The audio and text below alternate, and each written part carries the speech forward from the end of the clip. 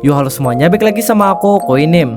Di sini kita akan ceritakan seluruh cerita anime yang menceritakan tentang seorang raja iblis lalu berinkarnasi ke tubuh orang gila. Gimanakah jadinya? Nanti kalian akan tahu. Tetapi jika ada kesalahan dalam hal ceritakannya mohon dimaafkan.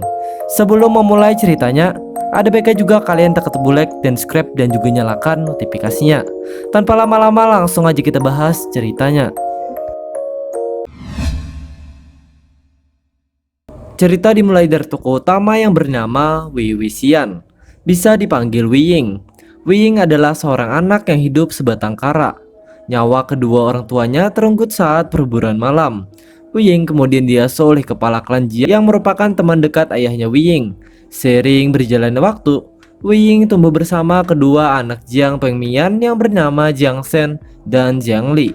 Hingga pada suatu kejadian, Wei Ying membuat aliran iblis dan membuat 4 klan besar bersatu untuk membunuhnya.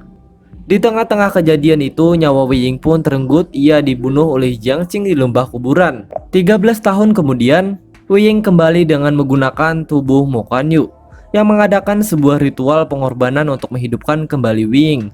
Mo Kuan Yu adalah seorang pria gila yang memanggil roh Wei Ying untuk membalaskan dendamnya kepada keluargamu yang selalu menyiksanya. Saat Wei Ying membuka matanya, tiba-tiba dia ditendang oleh seorang pria yang merupakan sepupu Mo Kuan Yu.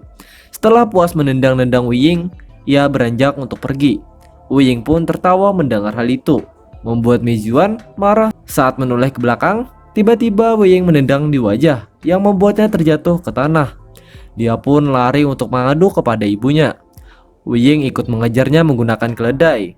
Sesampainya di kediaman Mo, Mijuan berlari menghampiri ibunya dan mengadu tentang Wei Ying yang menendangnya. Kebetulan ibunya yang sedang berbincang dengan para kultivator jenius dari klan Gusu untuk menangkap mayat hidup.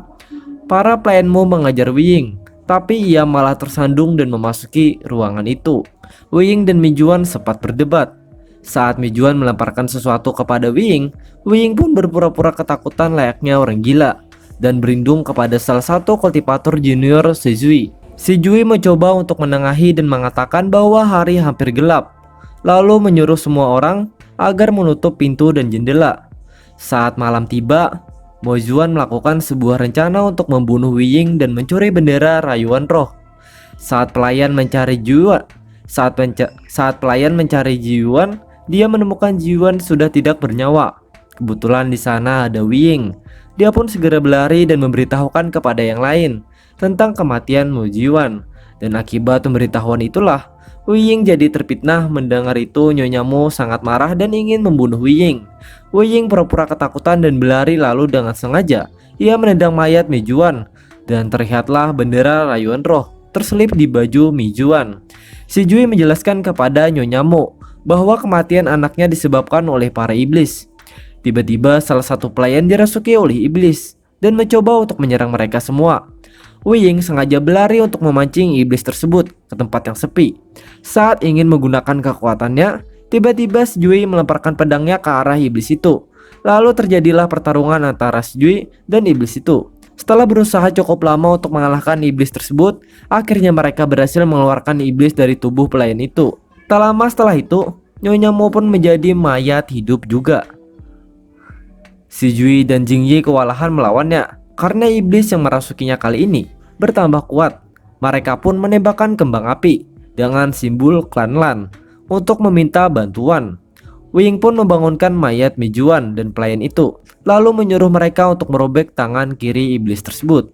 Tak lama kemudian Lan Zhan datang dan memainkan kecapinya. Melihat Lan Zhan telah datang, Wei Ying memutuskan untuk melarikan diri. Saat dia di hutan, dia malah bertemu dengan keponakannya yang bernama Jinling. Ia juga bertemu dengan Jianxing. Jianxing menyuruh keponakannya untuk membunuh Wei Ying karena dia adalah kultivator iblis. Saat Jinling mulai mengarahkan pedang kepada Wei Ying dan hampir mengenainya, tiba-tiba pedang milik Lan Zhan menahannya. Dengan kedatangan Lan Zhan, masalah pun terselesaikan dan mereka pun bubar. Masing-masing murid klan pun mencari iblis. Namun mereka malah memperebutkan wilayah dan bertengkar. Karena pertengkaran itu, Jinling termasuk ke dalam gua. Dengan segera Sejui dan Jingyi ikut masuk ke gua. Di dalam gua Terdapat sebuah patung dewi menari yang tak lama setelahnya. Patung itu hidup dan menyerang mereka. Karena mereka kewalahan melawan patung dewi tersebut, Wei Ying terpaksa memainkan seruling untuk memanggil Winning, yang merupakan jenderal hantu untuk melawan patung dewi itu. Pada akhirnya, identitasnya sebagai Wei Ying pun terbongkar. Jidian milik Jiang Xin pun menghampirinya. Namun serangan itu dihentikan oleh Lan Zhan. Saat Wei Ying mencoba untuk melarikan diri, kali ini Jidian tepat mengenainya. Jidian bisa mengusir roh yang merasuki tubuh seseorang. Namun dia tidak bisa mengusir roh Wei Ying karena Mu Kanyu telah memberikan tubuhnya kepada Wei Ying. Singkat cerita, Lan Zhan pun membawanya kembali ke Gusu klan Lan. Cerita kembali ke 13 tahun yang lalu, di mana Wei Xian diperkenalkan sebagai pria muda yang memiliki sifat bebas dan dikenal sebagai kultivator yang menjanjikan.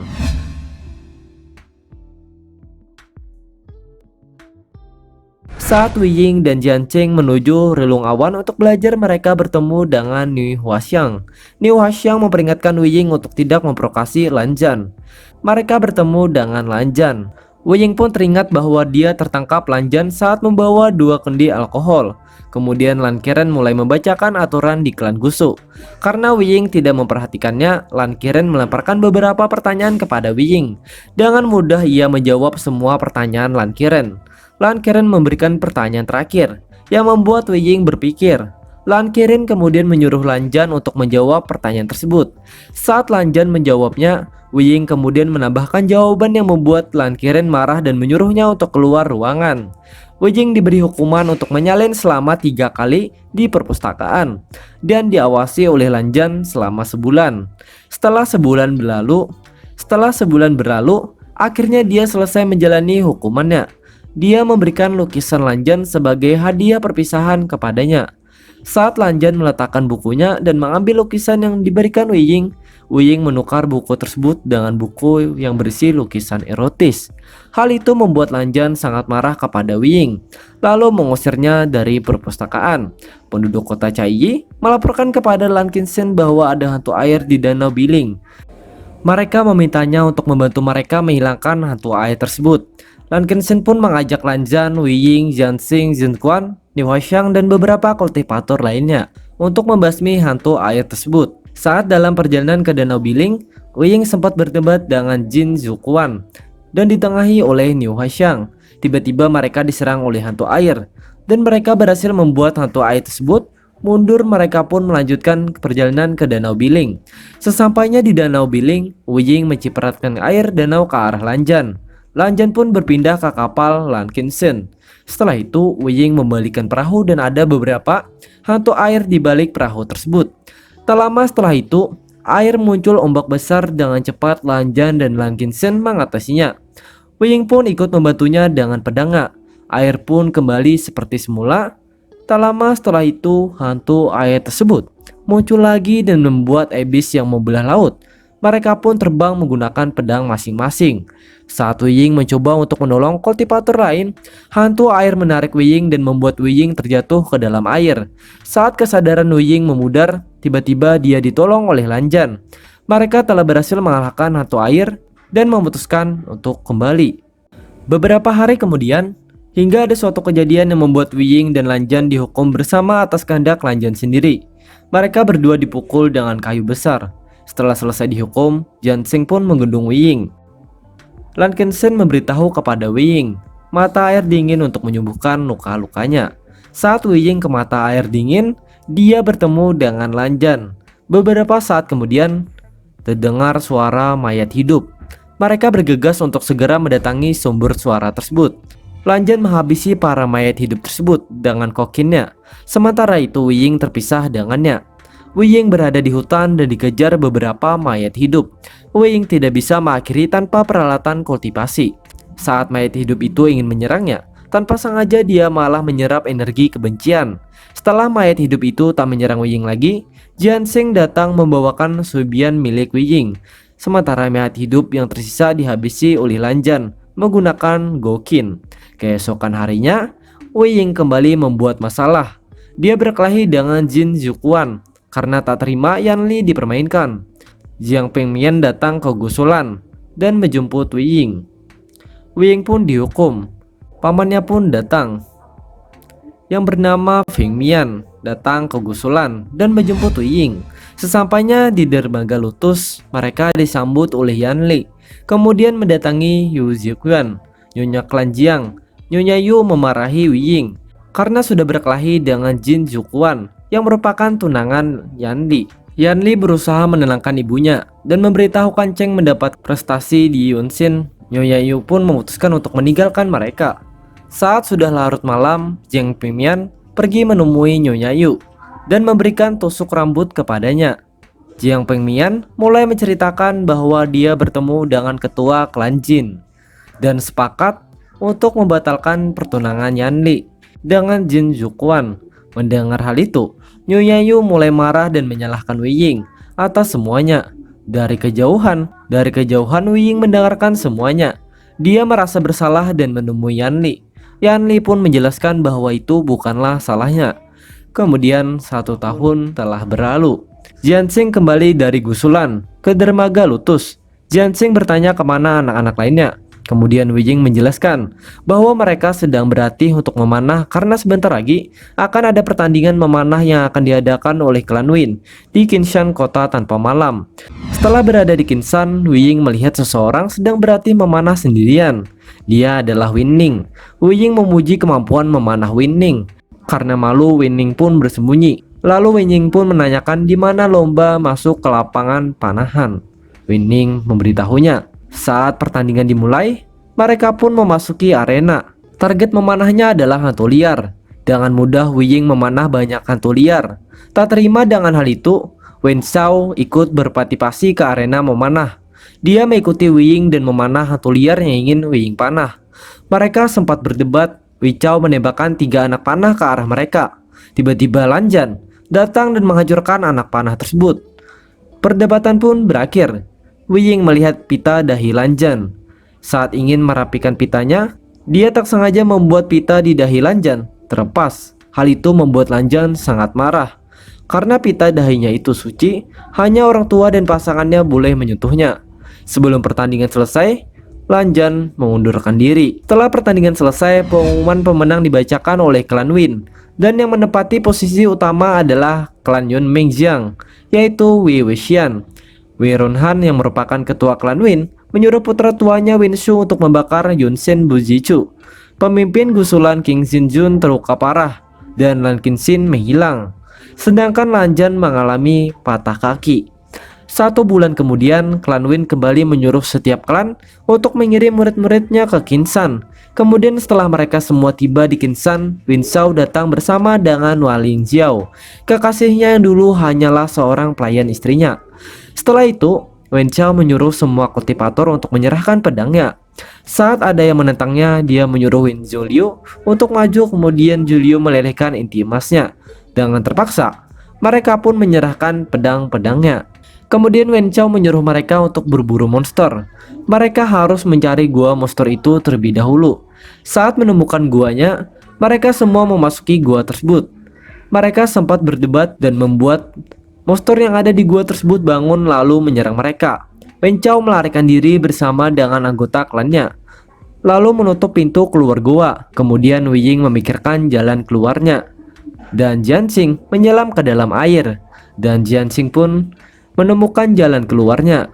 Untuk mengalihkan perhatian si monster kura-kura pembantai, Wei Ying menyuruh kultivator lainnya untuk pergi terlebih dahulu. Namun Lan Zhan memilih untuk tinggal menemani Wei Ying.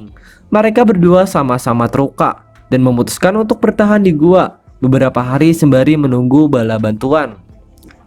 Saat hari ketiga setelah menyusun semua rencana, mereka berhasil menaklukkan kura-kura pembantai itu.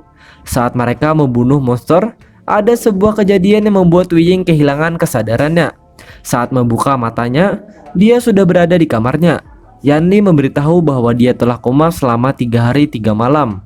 Sementara itu Wen Xiao mengarang cerita kepada ayahnya. Dia mengatakan bahwa keempat klan telah melakukan pemberontakan yang dipimpin oleh Jiang. Dia juga mengaku bahwa dialah yang membunuh kura-kura pembantai untuk dipersembahkan kepada ayahnya. Wen Rohan menyuruh Wen Xiao untuk membangun markas pengawas di setiap kota. Dan jika ada yang menolak, maka akan dibunuh untuk memperingati yang lain. Di dermaga Lotus, Jiang Pengmian dan Yu Jiwan bertengkar lagi. Jiang Pengmian memutuskan untuk meninggalkan dermaga Lotus.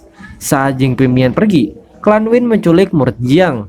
Mendengar hal itu, Wei Ying dan Jianqing bergegas ke aula. Di aula ada Wang Lingxiao. Dia mengatakan bahwa murid Jiang itu tidak menghormati klan Win karena layang-layang yang dia gunakan seperti simbol klan Win. Dia juga menyuruh Yu Jiwan untuk menghukum Wei Ying. Mengatasnamakan Wen Chao, Yu Jiwan pun menyambuk Wei Ying dengan jijian miliknya. Tak puas dengan itu, kini Wang Lijiao menyuruh Jiwan untuk memotong tangan Wei Ying. Dia juga mengatakan bahwa klan Win telah membangun sebuah markas di dermaga Lotus. Hal itu membuat Yu Jiwan marah, lalu menampar Wang Lijiao. Kemudian Wen Julio datang dan menyuruh Wang Lijiao untuk pergi. Wen Julio bertarung dengan Yu Jiwan, sedangkan Wang Lijiao menyalakan kembang api untuk meminta bala bantuan. Yu Jiwan segera menyuruh murid Jiang untuk menyiapkan formasi perisai. Formasi perisai klan Jiang sangat kuat, hingga tak mudah bagi prajurit klan Win untuk menghancurkannya. Tetapi Wen Julio ada di dalam dermaga Lotus dan membunuh murid Jiang yang membuat perisai pada akhirnya pertempuran tak bisa dihindari. Yu Jian membuat Jianqing dan Wei Ying ke perahu, lalu memberikan jidian kepada Jianqing. Jidian mengikat mereka berdua agar tak bisa keluar dari perahu kecuali sudah jauh dari dermaga Lotus. Yu Jian memutuskan untuk berperang sendirian melawan klan Win. Salah satu murid Jiang memberitahukan bahwa ada api ungu di langit. Artinya perisai klan Jiang telah diaktifkan. Dengan segera Jiang Pengmian pergi menuju dermaga Lotus bersama dengan murid yang lainnya.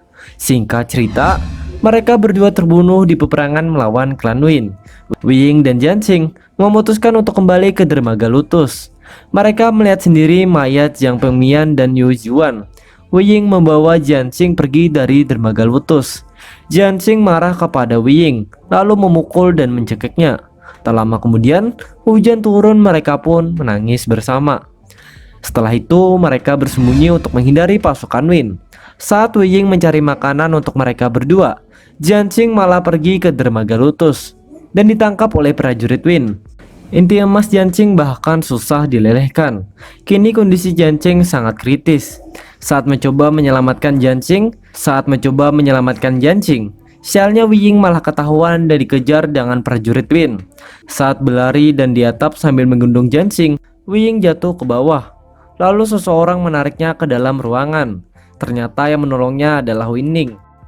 Wen Ning meminta bantuan kakaknya yang bernama Wen Qing, yang merupakan tabib terbaik di klan Win, untuk menyembuhkan Jianqing. Kakaknya pun setuju untuk membantunya. Jiang dan kembali sadar lalu memukul Wei Ying menggunakan kekuatan penuh. Namun Wei Ying tidak merasakan kesakitan sama sekali. Kemudian ia bercerita bahwa dia sudah tidak memiliki energi spiritual lagi. Kini Jianqing tidak mempunyai tujuan hidup. Wei Ying berniat untuk memberikan inti emasnya kepada Jianqing. Dia berbohong kepada Jianqing dan mengatakan bahwa Jianqing bisa mendapatkan inti emas kembali jika dia pergi ke Gunung Yiling dan mengikuti persyaratan dengan menutup mata untuk menemui Baoshan Sanren. Baoshan Sanren adalah guru ibunya Wei Ying, Changxi Sanren, yang hidup berabad-abad tahun di dunia sekuler. Setelah menjelaskan semuanya, Jianqing pun menurutinya. Sesampainya di Gunung Yiling, Wei Ying mengatakan bahwa dia akan menunggu Jianqing di kaki gunung. Setelah memberikan inti emasnya kepada Jianqing tanpa sepengetahuannya, Wei Ying menunggu Jianqing di kaki gunung. Namun dia malah tertangkap oleh Wen Chao dan prajuritnya. Wen Julio ingin melelehkan inti emasnya, namun Wei Ying sudah tidak memiliki inti emas lagi. Hal itu membuat Wen Julio sempat heran. Kemudian Wei Ying ditusuk dengan pedang, lalu dibuang ke lembah kuburan Yiling, karena tak akan ada seorang pun yang bisa keluar dari sana ketika sudah memasuki pemakaman itu. Di gunung tersebut, tubuh Wei Ying menyerap energi kebencian dan kemarahan. Kemudian, 4 klan besar sepakat untuk bersatu melawan klan Win yang disebut memanah matahari. Setelah 3 bulan berlalu, peperangan masih berlangsung. Anehnya, sebelum Lan Zhan dan Wei Ying membunuh para prajurit Win, mereka semua sudah terbunuh lebih dulu. Mereka pun kembali ke Xiongyang. Saat mendengar Yan Li telah datang ke Xiongyang, Jianqing bergegas menemuinya, lalu memeluknya. Dari kejauhan ada mata-mata Win yang melihatnya. Tetapi ketahuan oleh murid Jiang. Saat ingin melarikan diri, pedang murid Jiang berhasil menembus dadanya. namun dia sempat menyalakan kembang api untuk meminta bantuan. Dengan cepat pasukan Win pun datang menyerang, perang pun terjadi. Saat malam tiba ketika Wang Lijiao sedang sendirian di kamar, Ying memainkan cengkingnya untuk mengendalikan mayat hidup. Mayat hidup itu kemudian menyerang dan memakan tubuh Wang Lijiao. Sementara itu Wen Chao pergi ke kota Chongyang karena sudah berperang dengan prajurit Win dalam waktu yang lama. Jiang Xing dan Lan Zhan terluka parah. Wen Chao berhasil menangkap Jiang Xing. Dia memberitahu kepada Jiang Xing dan Lan Zhan bahwa dia telah melemparkan Wei Ying ke lembah kuburan. Mendengar itu, Lan Zhan marah dan menyerangnya menggunakan Gokin yang sudah putus sebenarnya. Namun serangan Lan Zhan dihalangi oleh Wen Juilu. Saat Wen Chao menyuruh anak buahnya untuk membunuh Jiang Xing dan Lan Zhan, tiba-tiba ribuan burung berterbangan dan pasukan Win yang sudah mati di peperangan kini menjadi mayat hidup dan menyerang klan Win yang masih hidup dan terdengar suara seruling. Wen Chao lari ketakutan, dia bertemu dengan mayat hidup Wang Lingjiao. Wang Lingjiao kemudian menggigit kaki Win. Wen Jiliu pun datang menghampiri Wen Chao untuk melindunginya dari Wang Lingjiao. Kemudian Wei Ying menghampiri mereka dan mematahkan tangan Wan Jiliu, lalu mengambil inti emasnya dan menghancurkannya. Setelah itu Wei Ying kembali mengendalikan tubuh Wang Lingjiao.